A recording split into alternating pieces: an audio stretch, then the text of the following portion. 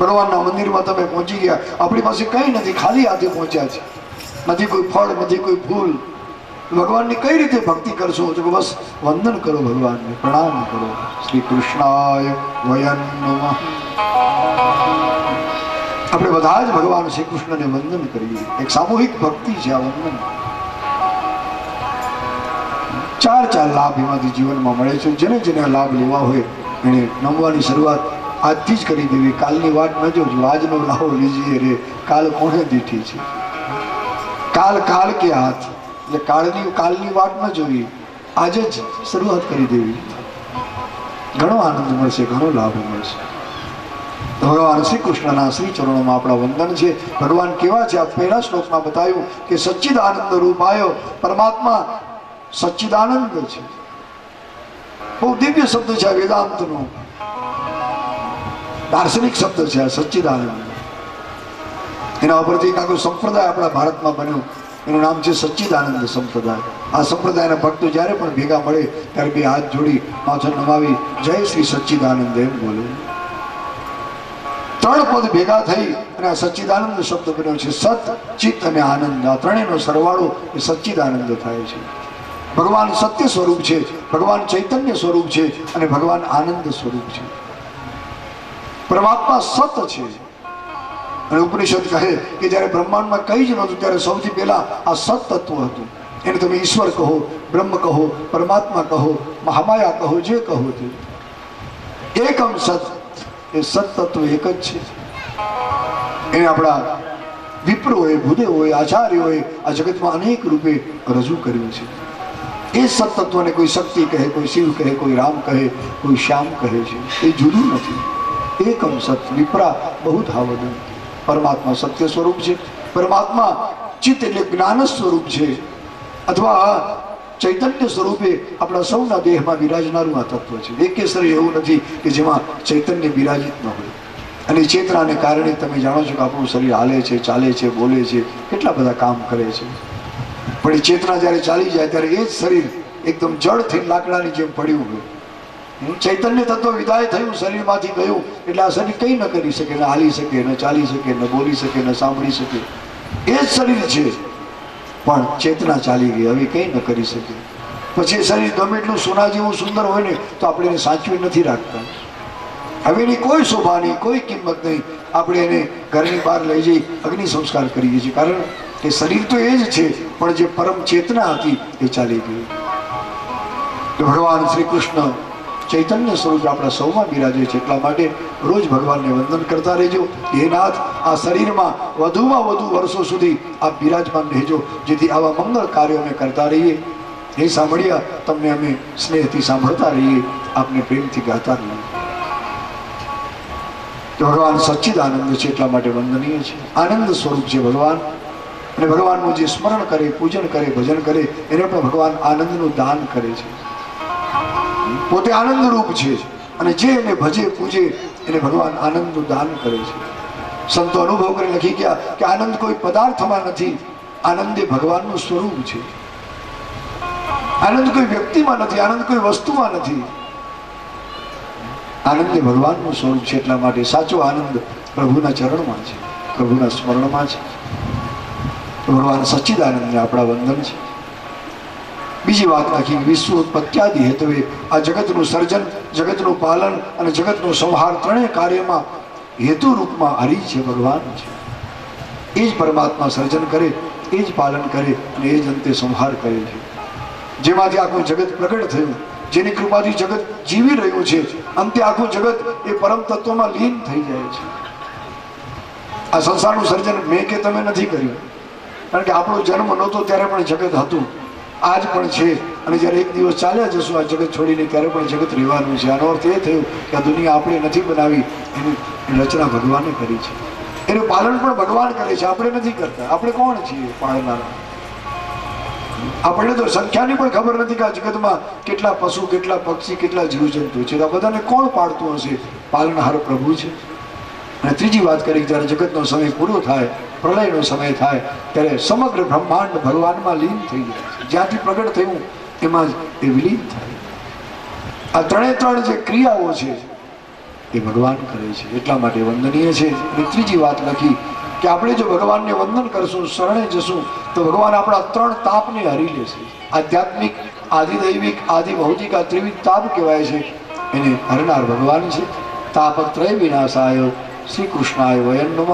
આ રીતે પહેલા શ્લોકમાં ભગવાનની વંદના કરી, બીજા શ્લોકમાં સુખદેવજી મહારાજની વંદના કરી. સદગુરુ વંદના એ આપણે બપોર પછી સાંભળશું, કારણ કે 1:15 વાગી ગયો છે.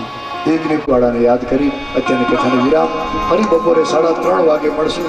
3:30 થી 6 વાગ્યા સુધી 2.5 કલાક બપોરે આપણે કથા સાંભળશું. તો પ્રેમથી તાળી પાડી ભગવાનને યાદ કરજો.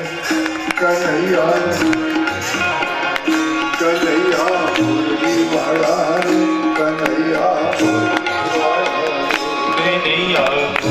વાળા રે, કનૈયા મુરલી વાળા રે. તમે છો લાલા રે, કનૈયા મુરલી વાળા રે. અમે છો લાલા રે, કનૈયા મુરલી વાળા રે. તમે છો લાલા રે, કનૈયા મુરલી વાળા રે. તમે યશોદાને વાળા રે, કનૈયા મુરલી વાળા રે. કનૈયા મુરલી વાળા રે, કનૈયા મુરલી વાળા રે.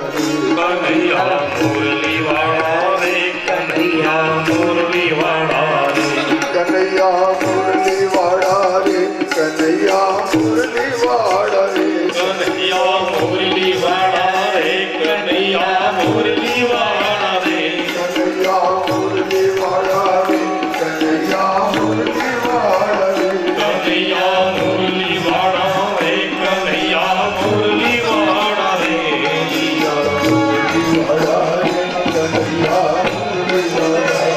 કનૈયા મુરલી વાળા રે, કનૈયા મુરલી વાળા રે. કનૈયા મુરલી વાળા રે, કનૈયા મુરલી વાળા રે. કનૈયા મુરલી વાળા રે, કનૈયા મુરલી વાળા રે. તમે છો રંગના કાળા રે, કનૈયા મુરલી વાળા રે. તમે છો રંગના કાળા રે, કનૈયા મુરલી વાળા રે. છતાં છો ગૌર કાળા રે, કનૈયા મુરલી વાળા રે. છતાં છો ગૌર કાળા રે, કનૈયા મુરલી વાળા રે. કનૈયા મુરલી વાળા રે, કનૈયા મુરલી વાળા રે. કનૈયા મુરલી વાળા રે, કનૈયા મુરલી વાળા રે. કનૈયા મુરલી વાળા રે, કનૈયા મુરલી વાળા રે. કનૈયા મુરલી વાળા રે, કનૈયા મુરલી વાળા રે. કનૈયા મુરલી વાળા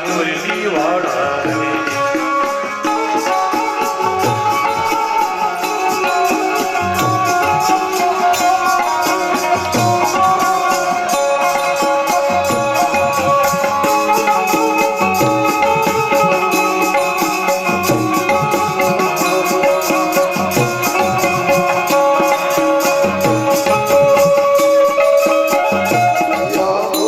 કનૈયા મુરલી વાળા રે. કનૈયા મુરલી વાળા રે, કનૈયા મુરલી વાળા રે.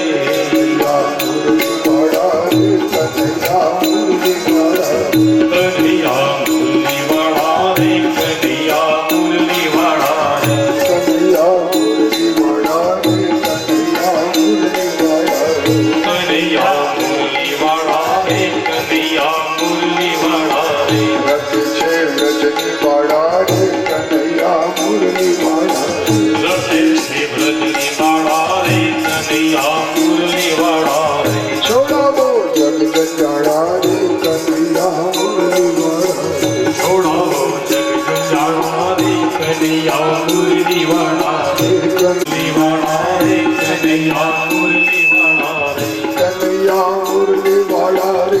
કનૈયા મુરલી વાળા રે, કનૈયા મુરલી વાળા રે, કનૈયા મુરલી વાળા.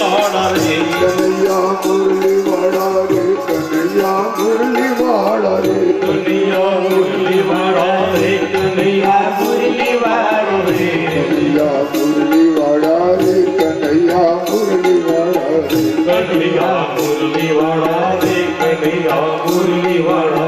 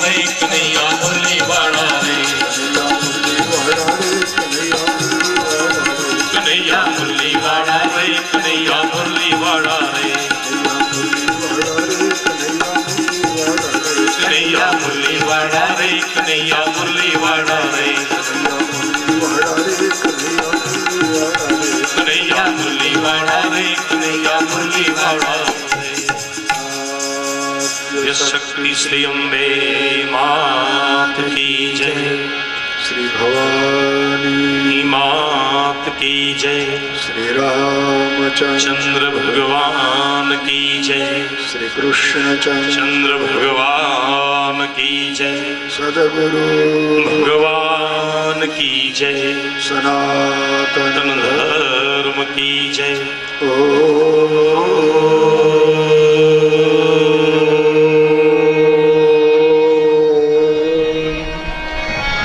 नमः पार्वती पतते हर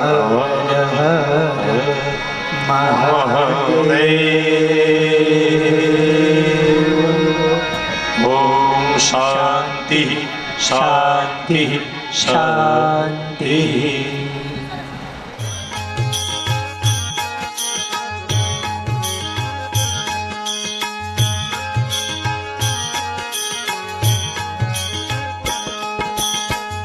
गुरु की महिमा कहाँ बखानो, मैं मति मंद मूर्ख नहीं जानू। गुरु महिमा गुरु आप ही बूझे, मैं मति मंद कहाँ मोहि सूझे।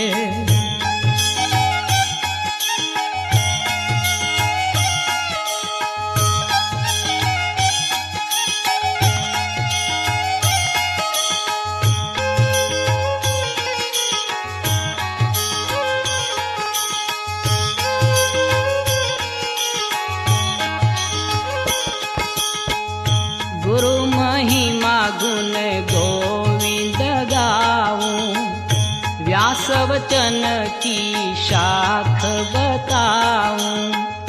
गुरु महिमा